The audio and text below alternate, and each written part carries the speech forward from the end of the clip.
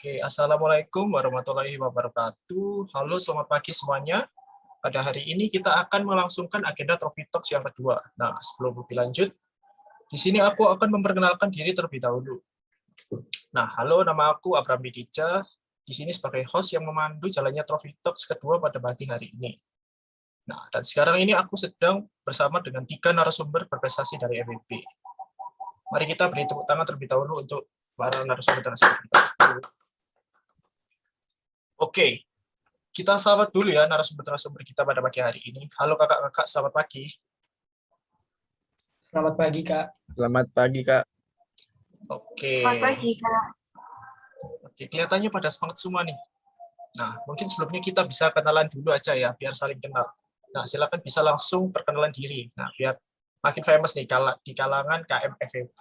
Mungkin siapa dulu yang mau duluan dari kakak-kakak ini? Oke, baik, mungkin dari aku. Oke, dipersilahkan. Ya, mungkin dari aku dulu ya, Kak ya. Halo semuanya, perkenalkan namaku Ferry Ardiansah, biasanya dipanggil Ferry. Aku dari Prodi Manajemen angkatan 2020. Oke, mungkin bisa dilanjutkan dari kakak yang lain. Baik, Kak. Terima kasih atas kesempatannya. Halo semuanya, perkenalkan nama saya Siti Rahmawati. Saya dari Prodi Akuntansi angkatan 2020. Oke, yang terakhir bisa dilanjutkan. Hai semuanya, perkenalkan nama saya Bagas Andika Sumarsono Putra. Saya dari Prodi Manajemen angkatan 2019. Oke. Halo Kak Ferry, Kak Roma, dan Kak Bagas. Gimana nih kabarnya selama kuliah online ini? Apakah menyenangkan atau bagaimana kabarnya nih selama ini? Oke, kalau dari aku, alhamdulillah baik, Kak.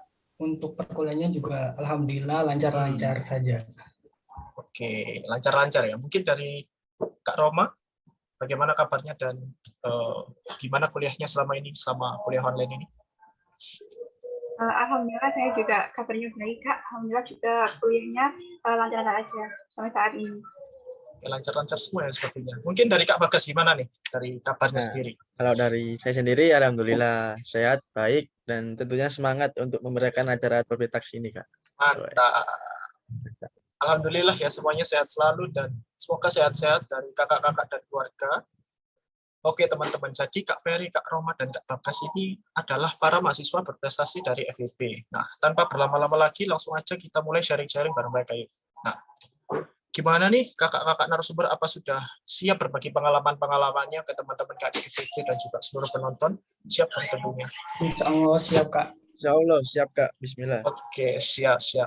Dari Kak Roma, apakah siap? Insya Allah siap juga, Kak. Oke, baik. Mungkin yang pertama aku mau tanya dulu ke Kak Ferry deh. Nah, prestasi Kak Ferry ini selama menjadi mahasiswa di kampus UPN Veteran Jawa Timur itu apa aja sih prestasinya? Mungkin bisa disebutkan. Baik. Untuk dari aku sendiri, alhamdulillah selama menjadi mahasiswa di UPN Veteran Jawa Timur, saya pernah mendapatkan juara 1 lomba bisnis plan tingkat nasional di Universitas Sinar Perbangsa Karawang pada tahun 2020. Kemudian juara 1 lomba bisnis plan tingkat nasional juga di Universitas Internasional Semen Indonesia dan UIN Sunan Kalijaga pada tahun 2021. Kemudian juara 2 bisnis model kanvas tingkat nasional di Untirta dan juara 1 lomba esai tingkat nasional di UIN Said Ali Rahmatullah Tulungagung.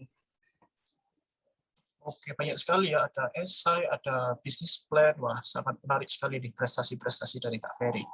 Nah, kalau Kak Roma ini prestasinya apa aja nih selama menjadi mahasiswa di UPN Veteran Jawa Timur? Mungkin bisa disebutkan terlebih dahulu.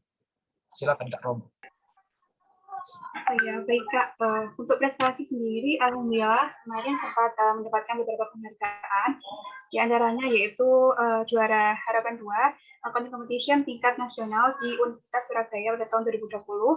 Dan beberapa bulan yang lalu itu ada juara 2 Accounting Competition tingkat provinsi se-Jawa Timur yang diselenggarakan oleh Universitas Widyagama Malang. Seperti itu, Kak. Oke, keren-keren ya. Kalau ini accounting competition, yang tadi business plan. Oke. Masih dengan pertanyaan sama, mungkin bisa diceritain dari Mas Bagas atau Kak Bagas ini, apa aja sih prestasinya yang setelah didapat selama menjadi mahasiswa di UPN Veteran Jawa Timur? Mungkin bisa disebutkan, Kak Bagas. Kalau dari saya pribadi kan, saya ini dari kayak non akademik ya. Jadi saya ini prestasinya karate, Kak. Oke. Ya, Oke. alhamdulillah waktu masuk UPN juga pakai mandiri prestasi. Jadi prestasi yang telah saya raih itu untuk menjadi mahasiswa ada dari tingkat daerah, nasional maupun internasional. Yang terakhir kali tahun 2019 juara Poprov 1, juara 1 di tahun 2019. Yang kedua mengikuti kayak Popnas gitu, untuk tingkat nasional juga juara 3. Dan yang internasional itu pernah main di Bandung, antar Asia aja. Oke, Waktu berarti itu juara 3 juga. Kak Bagas ini bela dirinya atau karate ya? Bela dirinya sudah Ya, di karate. tingkat Asia atau bahkan ASEAN atau bahkan Asia ya Kak Bagas ya? Wah, luar biasa Iya. sekali nih.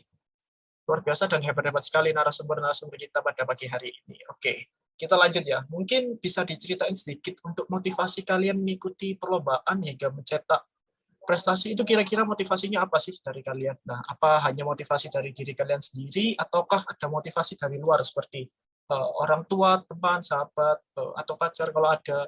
Atau mungkin kalian termotivasi dengan hadiahnya atau exposure-nya yang diberikan dari perlombaan itu? Mungkin dipersilakan untuk Kak Ferry terlebih dahulu untuk menjawab. Oke, baik. Untuk kalau dari saya pun pribadi, pertama mungkin karena udah sering dan terlanjur suka mengikuti lomba yang berbau dengan bisnis sejak SMA. Jadi di saat kuliah ini mungkin ingin lebih mengasah soft skill dan juga pengetahuan yang lebih baik lagi. Kemudian yang kedua mungkin karena kemarin itu waktunya liburan dan gak ada aktivitas, ya udah ikutan lomba aja. Kan nanti juga dapat pengalaman, sertifikat, motivasi dan juga relasi. Kemudian yang terakhir motivasinya karena ingin memperkaya CV buat daftar beasiswa maupun nanti sertifikatnya bisa untuk melamar kerja.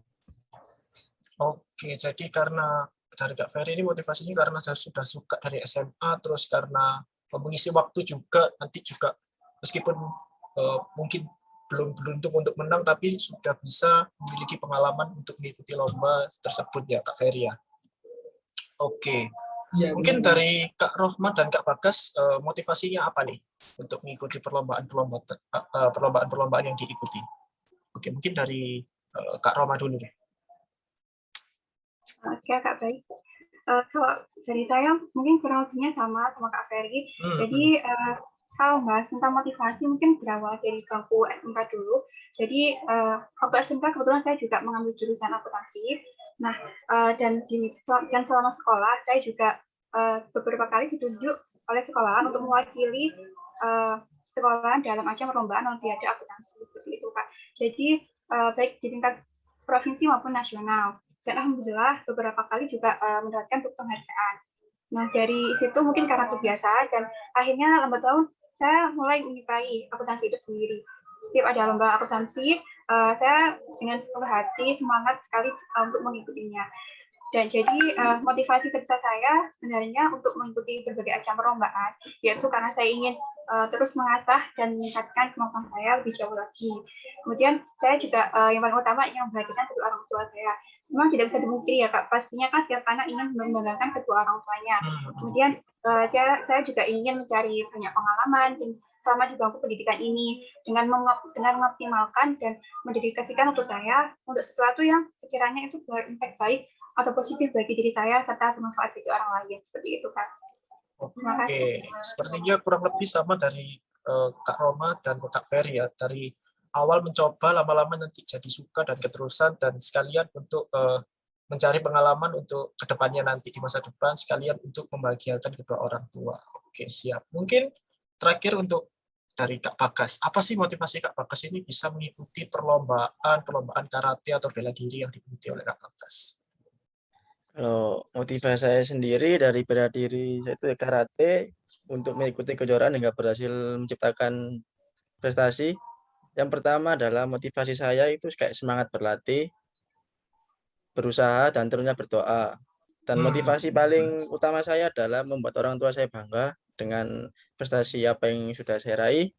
Lalu di sisi lain saya tidak luput dari dukungan orang tua dan orang di sekitar saya yang mendukung dan kayak memberi semangat gitu. Alhamdulillah saya bisa menjadi kayak seorang juara gitu.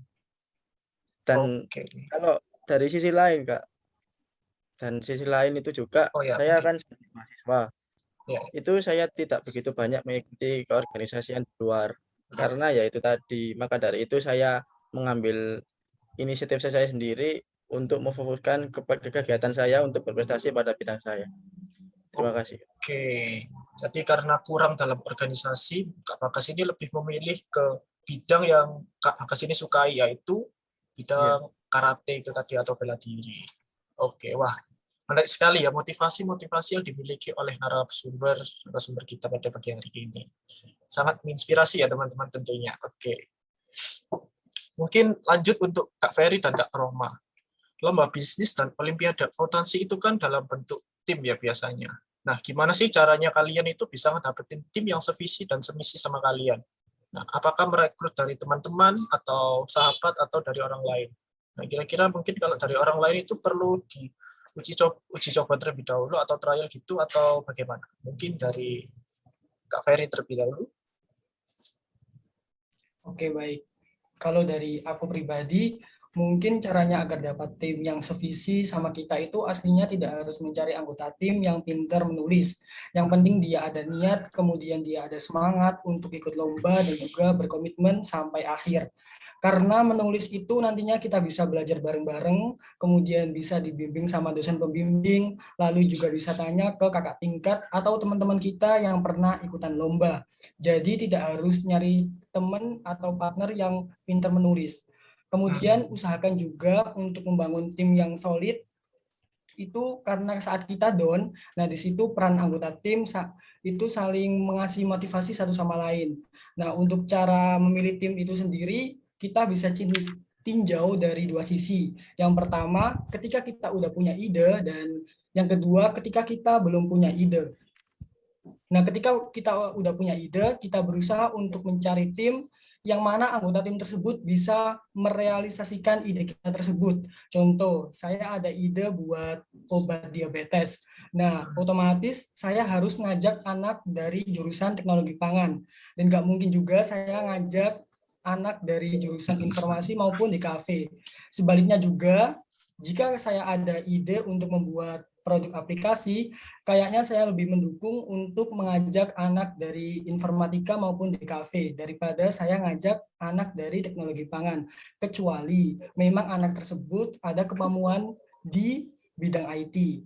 Kemudian yang kedua, kalau kita memang belum punya ide, kita itu bisa nyari teman di sekitar kita atau teman sekelas maupun teman yang udah kita kenal dari sejak kita masuk ke UPN sendiri, di mana mereka itu punya semangat tinggi untuk ikutan lomba, kemudian sefrekuensi sama kita, kemudian kalau udah berjalan dan satu pemikiran, kita itu ketika mengikuti lomba bakal mudah kayak koordinasi, kayak diskusi. Nah, kalau jatuh pun bakal bisa saling support dan kasih motivasi satu sama lain.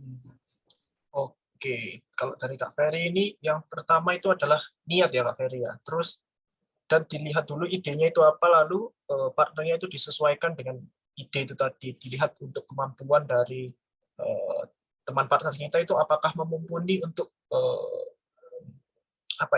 menyelesaikan ide yang dimiliki oleh Kak Ferry ini. Dan yang terakhir tadi teman ya, teman karena mungkin sudah kenal lama jadi memiliki chemistry yang lebih dapat gitu daripada sama orang yang belum kenal. Oke, mantap sekali jawaban dari Kak Ferry. Mungkin bisa dilanjutkan oleh Kak Rohma. Kira-kira apa sih yang menjadi kriteria Kak Rohma dalam mencari tim untuk mengikuti Olimpiade? Dipersilakan Kak Rohma. Iya Kak, kalau dari tim saya sendiri itu alhamdulillah cukup bukan di awal di satu kelas dan juga satu organisasi yang sama Kak. Jadi ketika kami sekelas dan juga satu organisasi itu bagi saya mudah untuk bisa mengenali dan juga memahami karakter mereka sama lain seperti itu Kak. Nah, jadi di jurusan akuntansi itu ada sebuah organisasi yang namanya adalah komunitas kelompok studi akuntansi seperti itu Kak. Nah, jadi tujuan dari kelompok studi akuntansi sendiri diantaranya itu memiliki visi untuk bisa berprestasi dalam berbagai ajang perlombaan seperti Olimpiade akuntansi seperti itu. Nah, dari organisasi itu juga kami memutuskan untuk membentuk suatu tim yang dimana tim tersebut itu intinya kita berkomitmen untuk terus mengikuti berbagai perlombaan akuntansi. Nah, terus dan alhamdulillah kami pun menjadi dekat sampai dengan sekarang, dan kami juga sudah memahami benar-benar karakter dari kita masing-masing, bisa saling melengkapi dan juga saling memahami lah gitu Kak intinya. Dan karena kami juga memiliki visi yang sama. Kami kebetulan juga berasal dari awalnya berasal dari latar belakang pendidikan SMK, yang mana kami juga mengambil jurusan akuntansi. Nah, sejak bangku sekolah kami juga ikut atau aktif dalam berbagai perlombaan seperti lomba-lomba akuntansi tersebut. Jadi itu sih yang memudahkan saya untuk bisa menemukan tim saya. Karena memang dari awal itu sudah visi dan juga tujuannya sudah sama dari awal. Oke, kalau dari Kak Rohma ini karena mengikuti organisasi akuntansi yang memiliki latar belakang SMK akuntansi, jadinya lebih mudah untuk mendapatkan teman satu tim ya Kak Rohma ya. Oke, kita lanjut. Mungkin boleh di-spill sedikit dong Kak, tips and triknya tetap kompak sama tim sampai berhasil meraih juara.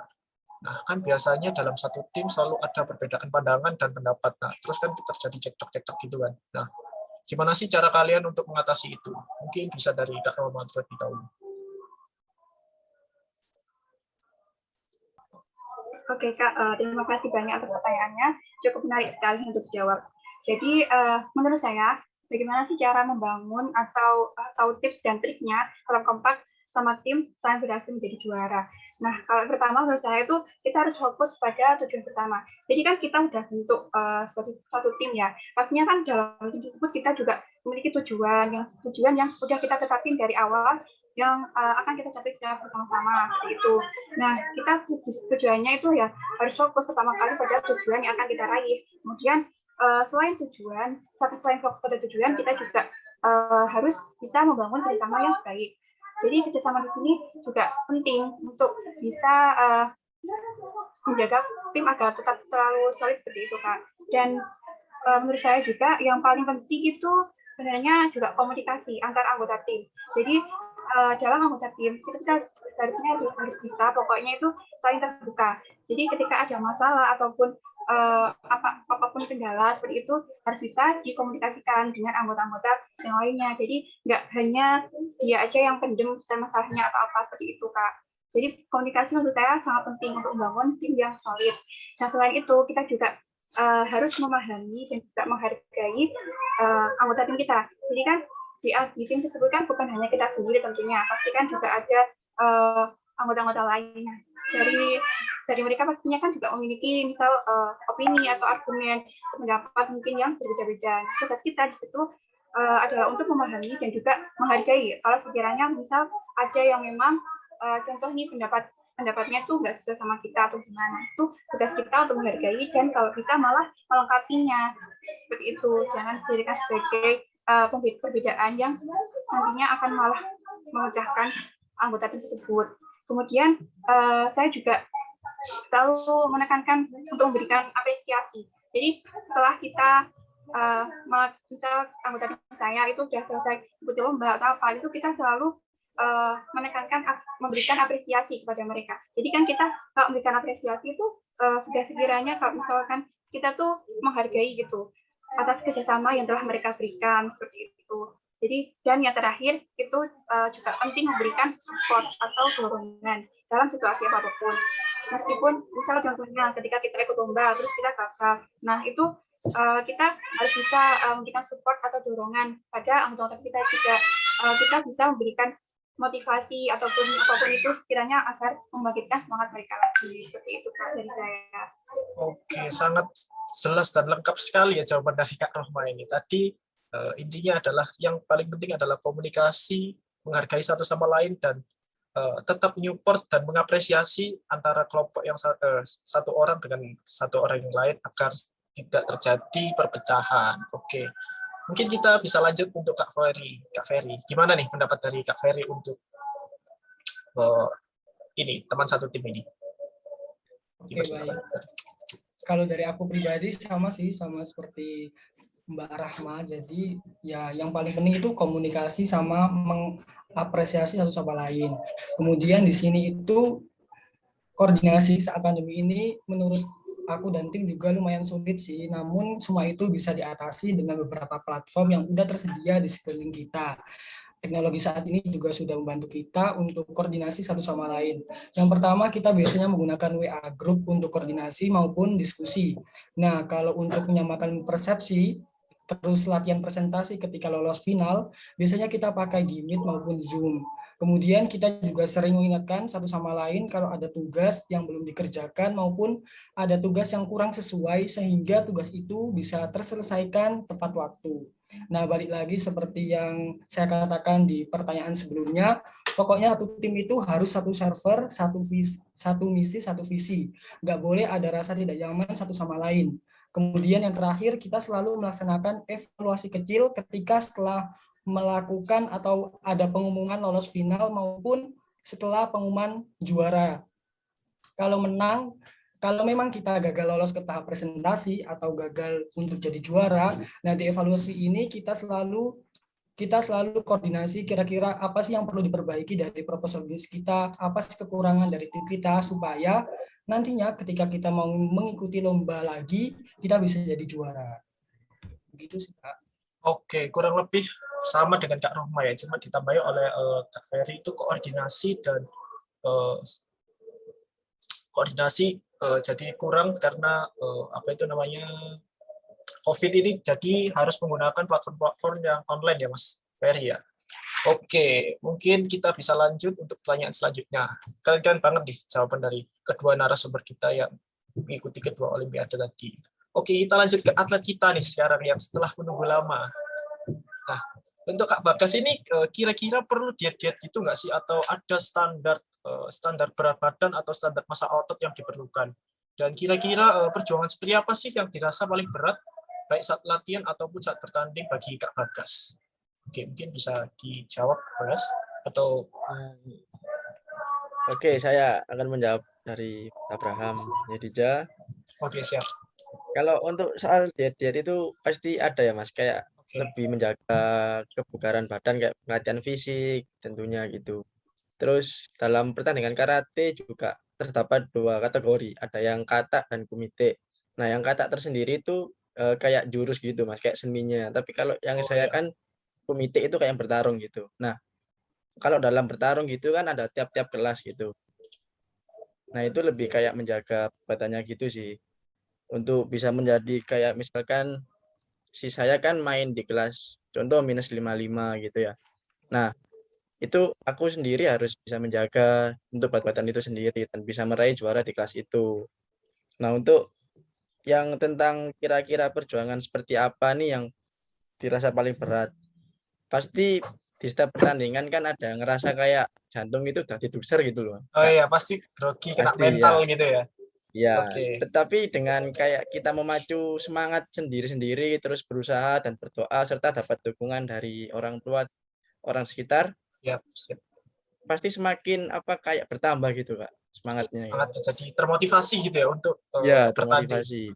Dan Oke. tentunya yang diinginkan memberikan hasil yang terbaik. Gitu. Oke, mantap. Oke, kira-kira dari Kak Bagas ini pernah ngalamin cedera yang panjang nggak sih sampai putus asa gitu? Nah, kalau misalnya pernah itu, apa sih motivasinya untuk kembali berlatih dan mengikuti perlombaan-perlombaan bela diri atau karate gitu? Oh baik, kalau cedera sih pasti ada Kak. Misalkan kayak kaki sobek, itu udah biasa, kayak kesleo gitu kadang, Ankle gitu cedera ya? ringan gitu, Oke. ya. Cuman untuk kalau yang lain sih alhamdulillah enggak ya, jangan pernah lah Kak. Oh ya, jangan sampai Putus lah, jangan gitu, sampai. ya jangan sampai. Lebih ke menjaga Oke. aja sih. Nah, kira-kira motivasinya setelah cedera, kan sudah tahu cedera pasti kalau ngelakuin ini akan cedera lagi gitu loh. Nah, kira-kira motivasi Kak Bagas ini apa sih untuk tetap berlatih dan mengikuti Kalau perlombaan dari karate itu lagi? itu Kak, kalau dari saya pribadi sih kayak misalkan kan saya ingin kayak menyerah gitu ya. Saya langsung Ya. ingat dari dulu. Saya gini juga bisa karena apa gitu. Semua kan butuh proses Kak. Nggak langsung instan gitu. Jadi kayak Oh iya. lebih kembali ke itu masa lalu aja. Jadi ke flashback karena mungkin proses yang begitu lama hingga mencapai titik ini jadi teringat bahwa sesusah itu ternyata untuk mencapai di titik ini. Jadi mungkin ingin melanjutkan, tetap berlatih dan mengikuti lomba. Wah, sepertinya dari Kak Bagas sedikit terjadi lost connection ya. Mungkin kita bisa lanjutkan aja. Oke, menarik sekali ya cerita dari narasumber hebat kita pada pagi hari ini. Nah, selanjutnya aku mau tanya dong, di suatu perlombaan menang kalah itu kan sudah biasa ya teman-teman. Nah, kalau dari kalian masing-masing itu gimana sih cara kalian ngadepin kegagalan? Nah, padahal kalian itu kan sudah berusaha semaksimal mungkin untuk memenangkan perlombaan itu. Nah, motivasinya apa sih yang membuat kalian itu tetap mencoba kembali mengikuti perlombaan dan latihan sampai tetap mencoba walaupun kalian itu udah gagal berkali-kali. Nah, atau kalian itu nggak pernah kalah atau menang terus dalam perlombaan. Nah, kalau gitu itu caranya gimana sih agar tetap menang terus itu gimana? Kan soalnya biasanya orang bilang itu kalau mempertahankan itu jauh lebih susah daripada untuk merebut kemenangan. Nah, mungkin bisa dijawab oleh Kak Bagas ya lebih dahulu. Kasihan dia terakhir terus. Oke, Kak Bagas. Gimana Kak Bagas? Kalau dari saya pribadi kan, ini untuk apa Mas? Untuk cara menghadapi gagalnya atau motivasi Kak Bagas ini untuk tetap mengikuti perlombaan walaupun tetap gagal berkali-kali dan itu tetap latihan walaupun tetap kalah gitu. Gimana cara menghadapi itu semua gitu? Ya, kalau dari saya pribadi, setiap pertandingan kan ada yang menang dan kalah. Itu hal yang biasa menurut saya kan. Karena kan dari karate sendiri itu kan namanya kan juga kayak permainan gitu Mas. Nah, cara menghadapi kegagalan saya sendiri itu, saya itu nggak boleh patah semangat, kecewa itu pasti, tapi saya sendiri kayak merenungkan serta tenangkan pikiran saya, kalah ini bukan akhir dari segalanya. Next, masih ada kejuaraan yang bisa saya raih dan tentunya saya harus lebih giat lagi untuk berlatih dan berusaha dan lebih bersemangat lagi untuk meraih juara. Itu Mas. Oke, jadi tetap berusaha ya. Mungkin kalau Iya. lagi buat pengalaman aja untuk menambah pengalaman di perlombaan selanjutnya. Oke, mungkin dari Kak Ferry dan Kak Roma, siapa dulu yang mau menjawab untuk motivasi bangkit dari kekalahan itu gimana sih? Atau nggak pernah kalah tadi? Siapa dulu mau? Kak Roma ya? Roma, oke.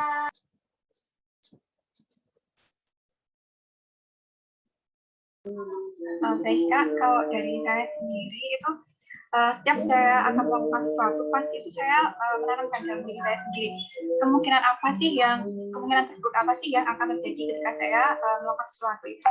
Jadi sebenarnya bukan untuk pesimis ya Kak, tapi lebih untuk mengantisipasi emosi yang nanti akan timbul ketika kita menghadapi sesuatu tersebut. Jadi misalnya saya ikut perlombaan, nah saya udah memikirkan dari awal kalau misalkan apa sih kemungkinan terburuk saya yaitu kalah. Nah berarti kalau misalkan saya kalah, saya juga harus menerimanya. Saya nggak boleh berkecil hati ataupun kecewa secara berlebihan seperti itu Kak. Nah seperti yang kita ketahui bahwasanya seharusnya tuh kita harus fokus pada hal-hal yang sekiranya bisa kita kendalikan. Seperti contohnya ketika kita itu bisa belajar secara maksimal, kemudian latihan terus-menerus untuk agar hasilnya nanti juga sesuai dengan tujuan dan juga waktu mengerjakan nanti juga lancar seperti itu. Nah, kalau misalkan perihal menang atau kalah itu sebenarnya di luar kontrol atau kendali kita. Jadi kita tuh nggak boleh memaksakan kalau misalnya kita menang, kita nggak boleh gitu. Jadi kan itu sebenarnya berada di luar kontrol kita. Jadi buat apa sih kita membawa waktu hanya untuk bersedih secara berlebihan seperti itu. Sedangkan masih ada kesempatan atau hal-hal lain yang bisa kita kendalikan. Jadi itu sih kalau menurut saya Kak. Dan saya di sini lebih menghargai proses daripada hasil. Jadi proses di sini menurut saya sangat penting karena saya juga selalu menekankan dari diri saya sendiri bahwa harus bisa mengapresiasi atas apa yang udah kita kerjain, apa yang udah kita laksanakan seperti itu. Jadi lebih menghargai ke prosesnya daripada hasil. Dan menurut saya kecewa karena kegagalan itu juga nggak boleh berlarut-larut gitu. Kita tuh harus bangkit buktikan kalau misalkan kita itu bisa, dan kegagalan itu menurut saya adalah guru yang terbaik kalau misalkan kita itu mau belajar untuk mengakui dan juga belajar dari kesalahan tersebut agar lebih baik ke depannya, seperti itu Kak. Oke, jadi dari Kak Roma ini proses itu menentukan hasil juga ya. Oke, mungkin bisa dilanjutkan dari Kak Ferry. Gimana pendapat dari Kak Ferry? Dipersilakan. Oke, baik, terima kasih sebelumnya. Kalau dari saya pribadi, tetap memotivasi diri sendiri untuk terus maju dan bangkit serta belajar untuk ikhlas. Karena kita down itu biasanya udah berekspektasi terlalu tinggi. Nah, mungkin ketika di awal kita niatkan bahwasanya hasilnya itu kita serahkan saja kepada Tuhan. Terus berdoa, kemudian berikhtiar, dan juga kita harus yakin apapun hasilnya itu yang terbaik. Nah, terbaik menurut Tuhan belum tentu terbaik buat kita. Jadi kadang kita kalah pun itu udah jadi jalan yang terbaik. Mungkin karena kita terlalu sibuk, kemudian mungkin juga karena kita sering mengakhirkan sholat, dan karena kalau kita juara pun bisa membuat kita sombong. Jadi dengan kita gagal ataupun kalahnya kita, akhirnya kita bisa belajar. Nah, kemudian kalau kita udah ikhtiar, ikhlas, maka yang akan mudah kita itu bisa memaknai apa itu hikmah. Nah, kira-kira apa aja hikmah dari kejadian ini? Mungkin kita ada yang kurang dari proposal bisnis kita, nah kita bisa diskusikan lagi. Kemudian aslinya berharap untuk jadi juara itu boleh. Tapi kalau kita juara, maksudnya kalau kita lomba itu usahain mentalnya jangan mental juara, tapi mentalnya iman. Kenapa kok mental iman? Karena hasilnya itu udah ditentukan sama Tuhan, dan tugas kita itu hanya berdoa, berikhtiar, selanjutnya kita baru bertawakal. Hasilnya yang terbaik. Sekali lagi, hasil terbaik menurut Tuhan belum tentu terbaik untuk kita. Begitu, Kak. Oke, siap dari Kak Ferry. Mungkin dari Kak Ferry ini lebih berserah kepada Tuhan ya. Jadi ikhlas saja, mau menang mau kalah nanti terserah mana yang terbaik untuk Tuhan itu yang mana gitu. Dan misalnya kalau kalah itu dibuat evaluasi aja untuk perlombaan selanjutnya. Oke, siap. Nah, jadi pada intinya itu rasa kecewa itu pasti ada ya teman-teman. Nah, tapi ya namanya hidup tidak akan selalu mulus seperti jalan mer, langit pun tidak akan selalu biru seperti iPhone baru, terus bunga pun tidak akan selalu mekar tanpa layu, dan sukacita tidak akan ada tanpa air mata. Oke, kita move on dari sedih-sedih ini. Oke, selanjutnya aku mau tanya ke Kak Rohma. Nah, ikut olimpiade gitu itu susah nggak sih? Atau mungkin ada triknya sendiri untuk bisa hitung-hitungan dan teliti dalam mengerjakan sesuatu? Soalnya kan akuntansi itu nggak melulu tentang hitung-hitungan kan. Soalnya kalau hitungannya benar pun salah naruh di tabel yang sebelah sana pun juga akan salah. Gitu. Mungkin bisa dijawab oleh Kak Rohma. Ya Kak, kalau dari saya sendiri perihal akuntansi itu sulit atau enggaknya itu sebenarnya subjektif. Jadi kan tergantung orang yang memandang akuntansi itu seperti apa. Kalau misalkan mereka hanya memandang sekilas, kemudian udah berfokus pada kalau misalkan hitung-hitungan nih udah sulit, udah pokoknya bikin pusing lah gitu. Nah itu kan penilaiannya kan juga subjektif ya Kak ya. Jadi kalau misalkan mereka itu mau memahami akuntansi lebih jauh lagi, mereka mau mendalami, itu juga akhirnya mereka pasti akan lambat laun juga akan terbiasa dan juga nggak akan berprestasi bahwasanya itu sulit gitu Kak. Kalau saya sih itu. Nah, gimana caranya biar jago akuntansi atau hitungan itu? Nah, kalau perihal jago hitungan saya juga nggak terlalu jago sih Kak sebenarnya. Matematika saya juga, kalau hitung-hitungan kan pasti juga ngelinya nanti ke matematika. Nah, matematika saya juga nggak terlalu jago. Itu pun saya ya bisa, hanya sekedar bisa, nggak terlalu jago seperti itu. Jadi kalau misal gimana sih biar bisa ya, kita kalau mau bisa ya kita latihan terus kan. Awalnya juga pasti emang kita tuh nggak tahu. Nah, kita juga pertama tuh harus mengetahui, memahami, kita coba mengenali itu misal akuntansi ini gimana nih kayak gitu. Jadi lebih mau mengenalkan akuntansi itu aja sih Kak, kalau menurut saya. Jadi setelah kita tahu, nah kita pastinya kalau kita mau jago ya harus berusaha terus, kita latihan terus setiap hari gitu, agar nantinya kalau misalkan kita udah terbiasa, ya kita udah nganggep bahwasanya itu mudah, dan kita lambat laun juga bisa ahli atau jago di dalam akuntansi tersebut, seperti itu Kak. Oke, kalau dari Roma ini berarti dari latihan terus-menerus dan berusaha untuk mengenali akuntansi itu seperti apa sih. Jadi kita bisa mengerti maunya akuntansi itu apa, jadi kita bisa mengerti dan menyelesaikan olimpiade itu dengan baik. Oke.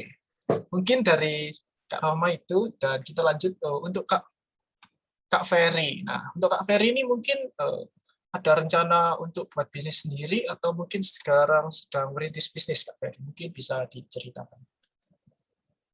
Oke, baik Kak. Kalau dari saya pribadi, untuk rencana ke depannya pengen sih merealisasikan ide yang telah saya tulis dan teman-teman. Dan kalau bisa itu nggak buka bisnis sendiri Kak, tapi bisa berkolaborasi.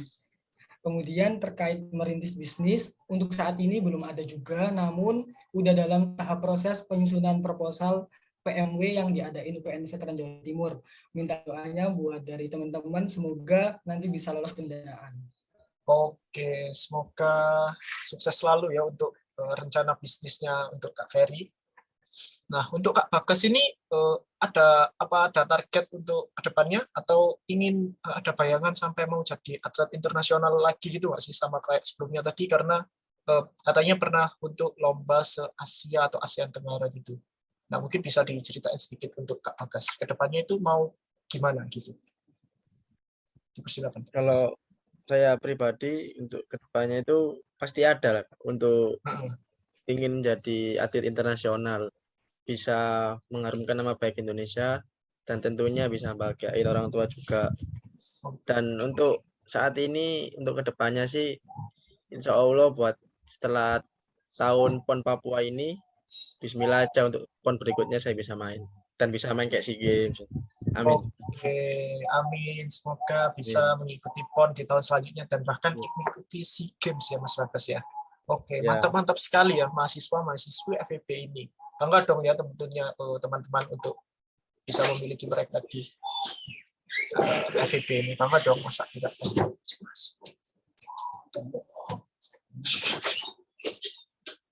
Oke. Aku mau tanya lagi nih, kalau dari kalian sendiri itu cara bagi waktunya tuh gimana sih? Kan pasti banyak tugas, terus lagi mungkin ada yang masih ikut organisasi juga. Nah, gimana sih cara kalian untuk membagi waktunya? Kan ada kuliah, terus belum ngerjain tugas, terus belum lagi latihan, lalu kalau ada yang mengikuti organisasi, belum lagi organisasi dan proper-propernya. Nah, cara kalian memastikan semua itu tetap berjalan dengan baik itu ya apa? Dan atau emang harus ada yang dikorbankan gitu? Mungkin dari Kak Bagas dulu deh. Kalau dari saya sendiri itu sebenarnya untuk bagian waktu itu lebih mengarah ke jadwal. Jadi misalkan jadwal untuk pengerjaan tugas, lalu ada kayak latihan, dan saya kan di sisi lain juga lagi sedang bekerja, kayak penyambi gitu. Nah, jadi dengan jadwal itu saya bisa mengatur semua kegiatan saya pada hari itu. Contoh misalkan kayak kuliah kan jam 7 pagi sampai jam 12 siang. Nah, di sela itu kan ada waktu mungkin 1 jam lah, yaitu saya untuk mengerjakan tugas, dan untuk sorenya itu biasanya saya buat latihan, lalu setelah latihan itu dicicil lagi gitu Kak. Buat untuk mengerjakan. Jadi kalau dari Kak Bagas itu di jadwal ya, di plan untuk jadwal-jadwalnya mana, jam berapa untuk mengerjakan tugas, jam berapa, kerja jam berapa, dan nanti dilanjutkan lagi untuk malamnya gitu ya Mas Bagas. Iya, Kak. Oke, untuk dari Kak Ferry ini gimana sih cara manajemen waktunya itu, gimana cara memanage waktu dari Kak Ferry mungkin? Oke, baik Kak, terima kasih sebelumnya. Untuk kalau dari aku cara bagi waktunya itu pakai timetable Kak, di mana kita kerjain dulu mana yang harus dikerjakan dan mendekati deadline. Tapi yang namanya manusia kan ada saatnya kita lelah. Misalnya saya ikut lomba, terus tuntutan tugas juga banyak, terus di organisasi juga ada rapat. Ya udah, kalau di saat saya udah lelah, saya sampaikan aja ke teman-teman. Jadi saya harus mengorbankan salah satu aktivitasku. Contoh, saya lolos presentasi ya di lomba bisnis plan dan benar-benar butuh banget untuk persiapan yang matang. Sedangkan saya ada rapat di organisasi, maka saya izin nggak bisa ikut rapat dulu daripada kalau nanti saya paksakan nggak bisa fokus dan juga hasilnya nggak bakal maksimal. Kemudian ada lagi, semisal ada jam perkuliahan yang bentrok dengan lomba juga. Balik lagi kalau memang ini nggak lagi UTS maupun UAS dan peluangku untuk jadi juara itu sangat besar, ya udah aku di perkuliahan akan izin dulu. Kan di setiap dosen juga ada prosedur izinnya juga kan Kak. Ya, Ya ya. udah aku langsung urus aja untuk izin tidak mengikuti perkuliahan. Namun semisal kalau lomba ini bisa disambi dengan perkuliahan, misalnya HP saya pakai untuk perkuliahan, kemudian laptop ini aku pakai untuk lomba. Jadi kalau bisa dilakukan ya saya lakukan, kalau memang nggak bisa ya fokus satu aja. Nah intinya itu balik lagi ke masing-masing sih Kak, dari teman-teman mau apa harus bisa prioritaskan. Kalau mau pilih, kalau kalian pilih A ya udah jangan paksain untuk milih B maupun C. Tapi kalau seandainya bisa dan menyanggupi ya udah bisa dilanjutkan untuk dua-duanya. Intinya kembali lagi soal prioritas. Oke, kalau dari Kak Ferry ini lebih memprioritaskan hal yang mana yang lebih penting untuk kita dan deadline-nya mungkin lebih mepet gitu ya Mas Ferry ya. Oke, mungkin dari Kak Rohma, gimana pendapatnya untuk time management-nya? Halo ya Kak. Kalau dari saya, gimana sih cara ngatur waktunya? Kan kita juga sibuk pastinya, nggak hanya di ngikutin lomba-lomba aja. Nah, kalau menurut saya itu pertama kita harus tetapin dulu atau kita planning tujuan kita, baik itu dari jangka pendek maupun jangka panjang. Jadi misal nih satu semester ini kita tuh mau apa aja, mau sibuk apa aja, mau lakuin apa aja seperti itu. Kita tuh udah planning. Jadi kita juga bisa mengantisipasi kalau misalkan nanti itu banyak kesibukan ataupun apapun itu Kak. Jadi kemudian setelah kita menetapkan tujuan, kita juga harus menyusun skala prioritas seperti itu Kak. Jadi misalkan nih waktu satu semester ini saya sibuk di kelasnya kan kuliah ya Kak ya. Terus nantinya juga ikut organisasi, misal di kepanitiaan atau apapun itu lah. Terus nanti saya juga menyempatkan untuk ikut lomba-lomba. Nah, dari ketiga tersebut pastinya kan juga memiliki deadline-nya masing-masing gitu Kak. Jadi ada waktunya, nggak semuanya kan pasti langsung begitu nggak ada. Terus pasti ada beberapa tapi nggak sesering mungkin gitu loh Kak. Nah itu seperti misal contohnya ketika saya biasanya tuh tiap malam saya menuliskan apa sih yang ingin saya kerjakan besok gitu. Jadi agar lebih memudahkan saya untuk mengingat dan tidak lupa. Bagaimana saya juga mengatur waktunya gitu. Saya sesuaiin sama dengan misal kalau tugas nih saya sesuaiin sama jadwalnya juga seperti itu.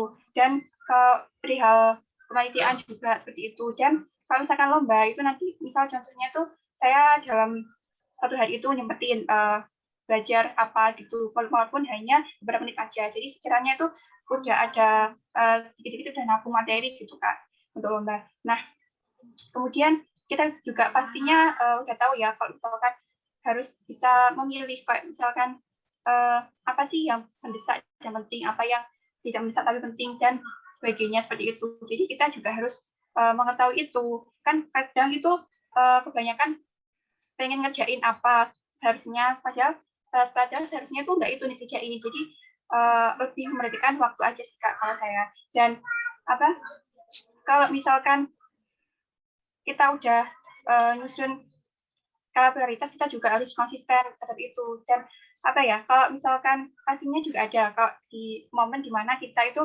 nggak bisa harus memilih kalau misalkan itu mengorbankan apa misal kayak rapat atau apapun itu Kak. Jadi ya itu konsekuensinya gitu. Kalau dari saya itu sih Kak. Oke, kalau dari Kak Rohma ini ngeplan dulu ya malamnya, hari malamnya itu besok mau ngapain ditulis agar tidak lupa. Terus emang kalau kita mau mengejar sesuatu itu harus ada yang dikorbankan. Nah, gila-gila. Jawaban dari para narasumber kita ini hebat-hebat sekali ya untuk time management-nya.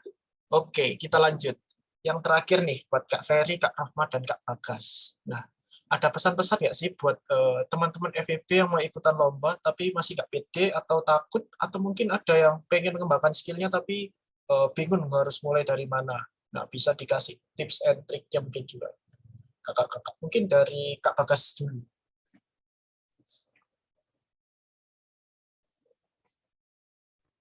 Siap Kak. Untuk Oke, pesan silakan. dari saya sendiri, kita harus bisa memahami serta mengembangkan kemampuan pada diri sendiri maupun bakat itu sendiri dalam diri kita. Jadi kayak biar kerasa pede gitu Kak, pelan-pelan. Semua itu kan kayak butuh proses pelan-pelan. kalau bisa memahami serta mengembangkan dan keinginan kita untuk mampu memajukan potensi pada diri kita sendiri, itu coba mulai ikut pertandingan atau kejuaraan-kejuaraan minim lah, kayak tingkat-tingkat yang kayak bawah gitu Kak, biar bisa naikkan itu apa, keyakinan percaya tadi. Biar lebih pede Dan gitu ya. kita iya betul, Oke. menjadikan kita itu pada dengan kemampuan apa yang kita miliki. Jangan takut kalah, menang itu sudah biasa. Yang Oke. terpenting kita berani untuk mengembangkan bakat yang kita miliki Kak, dan lebih bersyukur lagi. Ya, terus semangat. Siap. Dari Kak Bagas ini berarti kita harus mulai dari yang kecil dulu agar kita itu lebih pede untuk kedepannya gitu. Mungkin dari Kak Ferry, gimana pesan dan kesannya untuk KM FEB untuk mengikuti perlombaan? Oke, baik. Kalau dari saya sendiri, aslinya juga masih butuh banget untuk motivasi buat diri saya sendiri, karena di sini saya juga masih dalam tahap belajar juga. Pokoknya intinya buat teman-teman FEB semuanya yang mau ikutan lomba, yang pertama itu harus ada niat seperti yang saya sebutkan tadi, kemudian punya semangat ikutan lomba, dan bisa berkomitmen sampai akhir. Saya juga mau ngasih tahu kalau prestasi itu tidak harus juara 1, 2, dan juga 3. Kita menyelesaikan proposal dari bab pendahuluan sampai bab penutup, kemudian kita kirim ke panitia, itu udah jadi prestasi. Karena kita nulis dari pendahuluan sampai penutup, kita udah meluangkan waktu yang banyak, kemudian kita juga melawan rasa malas, kita juga berusaha membangun tim yang solid, kita juga mau membayar uang pendaftaran dan juga uji coba produk. Pokoknya banyak sekali yang udah kita korbankan untuk itu. Jadi kalau kita udah ngirim proposal ke kakak panitia, kita udah kerja keras dan juga berdoa, itu bagi saya pribadi udah lebih dari prestasi. Jadi kita juga harus apresiasi banget kepada diri kita, sehingga ketika kita kalah pun tidak kecewa-kecewa banget. Karena yang menentukan hasil itu Tuhan. Jadi kita tidak boleh untuk menjudge diri kita sendiri, aduh kenapa sih kok gagal lagi, aduh sih kenapa kok kalah lagi. Karena pada dasarnya menang itu bonus dari kerja keras kita. Kemudian jangan pernah insecure, jangan pernah overthinking dulu. Misal, aduh kayaknya saya gak bisa nih juara karena lawan-lawanku dari universitas favorit semuanya. Nah, maka dari itu kita harus ingat dan juga yakin Tuhan tidak akan merubah nasib suatu kaum kalau dari kitanya sendiri tidak mau merubahnya. Nah, berarti kita juga harus bisa memotivasi diri kita sendiri dan juga anggota tim kita. Belum tentu mereka yang dari universitas favorit, universitas terbaik itu lebih baik daripada kita. Karena di mata Tuhan, mereka yang tentu mereka semua itu belum tentu baik. Berusaha kita tanamkan di mindset kita bahwasanya kita itu sama di mata Tuhan. Dan yang terakhir, jadilah orang yang menjemput bola dan jangan menunggu bola itu datang. Mari kita bersama-sama berprestasi untuk kampus tercinta UPN Veteran Jawa Timur. Waduh, mantap sekali pesan dan kesan dari Mas Ferry atau Kak Ferry. Mungkin dari Kak Roma ada pesan dan kesannya untuk teman-teman KMFVB? Ya Kak, kalau dari saya mungkin hanya sekedar menambahkan saja karena tadi kurang lebihnya sudah dijelaskan oleh Kak Bagas dan juga Kak Ferry. Kalau tips dari saya, itu yang pertama pastinya juga niat Kak. Nah, niat itu kita harus punya niat kalau misalkan kita mau ikut lomba gitu. Jadi kan niat itu sebagai tekad awal gitu Kak. Kemudian yang kedua itu kita harus bisa mengenali diri kita sendiri. Apa sih kelebihan kita, kekurangan kita, bakat kita di mana, terusan kemampuan kita tuh di bidang apa seperti itu. Jadi harus lebih mengenali diri sendiri. Seperti itu Kak kalau menurut saya. Dan setiap orang kan pastinya juga memiliki bakat atau kemampuan di bidangnya masing-masing. Nah, itu kita juga harus nggak boleh insecure sih karena prestasi dari orang lain ataupun itu. Jadi kan sebagai motivasi dan jika kita ingin mengukur diri kita dan misalnya diri kita yang terbaik itu adalah bandingkan diri kita dari yang dulu sampai yang sekarang.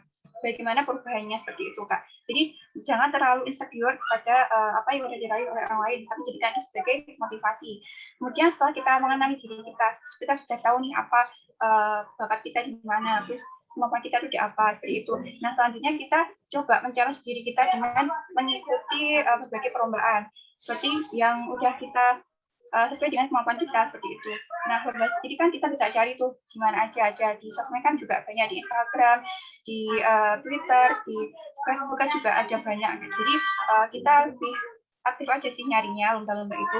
Kemudian ketika kita mengikuti perlombaan, jangan fokus pada hasil saja, tapi juga ada proses dan perjuangan kita, apresiasi diri kita sendiri, dan jangan terlalu menuntut bahwa kita tuh harus berhasil seperti itu. Dan kita kalau memang kita menang, bahwa itu adalah tanggung jawab. Jadi menang di sini adalah justru berarti tanggung jawab untuk kita untuk mempertahankan agar kita mempertahankan juara tersebut seperti itu, Kak. Kemudian kalau misalnya kita kalah, ya kita jangan berkecil hati dan terus berusaha untuk meningkatkan kemampuan diri lebih baik dan lebih jauh lagi, dan punyailah untuk mindset yang selalu berkembang. Jadi kita boleh gagal sekarang, tapi belum tentu ketika kita terus coba, terus pasti kan kita akan berhasil. Tidak ada yang tahu, berarti intinya itu ya kita harus beroptimis seperti itu, Kak. Oke, wah, mantap dan keren sekali nih tips-tips dan pesan-pesan dari kakak-kakak narasumber kita. Nah, semoga teman-teman terinspirasi dan dari perbincangan kita pagi hari ini sehingga bisa mengikuti jejak Kak Ferry dan Kak Rohma maupun Kak Bagas sebagai mahasiswa berprestasi FEB selanjutnya. Dan jangan pandang ini sebagai jadi insecure, tapi pandanglah teman-teman ini sebagai motivasi untuk kita bisa meraih lebih jauh lagi. Oke teman-teman, usai sudah untuk Trophy Talks pada hari ini. Terima kasih narasumber hebat kita yang sudah nyempetin waktunya untuk berbagi cerita lewat Trophy Talks. Di sini aku selalu host, mohon maaf bisa masih terdapat kekurangan dan kesalahan dalam bertutur kata maupun perbuatan. Sekian dari kami, sampai bertemu di Trophy Talks selanjutnya. Bye. Bye. Silakan memberikan tangan. Oke, kotak-kotak.